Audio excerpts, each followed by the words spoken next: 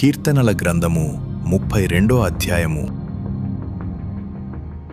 తన అతిక్రమములకు పరిహారము నొందినవాడు, తన పాపమునకు ప్రాయశ్చిత్తము నొందినవాడు ధన్యుడు.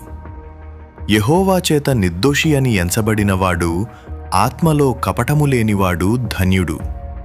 నేను మౌనినయ్యుండగా దినమంతయు నేను చేసిన నా ఆర్తధ్వని వలన నా ఎముకలు క్షీణించినవి. దివారాత్రులు నీ చెయ్యి నా మీద బరువుగా నుండెను. నా సారము వేసవికాలమున ఎండినట్టాయెను. నా దోషమును కప్పుకొనక నీ ఎదుట నా పాపము ఒప్పుకొంటిని. యెహోవా సన్నిధిని నా అతిక్రమములు ఒప్పుకొందుననుకొంటిని. నీవు నా పాపదోషమును పరిహరించియున్నావు. కావున నీ దర్శనకాలమందు భక్తిగల వారందరూ నిన్ను ప్రార్థన చేయుదురు. విస్తార జలప్రవాహములు పొరలివచ్చినను నిశ్చయముగా అవి వారి మీదికి రావు. నా దాగుచోటు నీవే. శ్రమలో నుండి నీవు నన్ను రక్షించెదవు. విమోచన గానములతో నీవు నన్ను ఆవరించెదవు.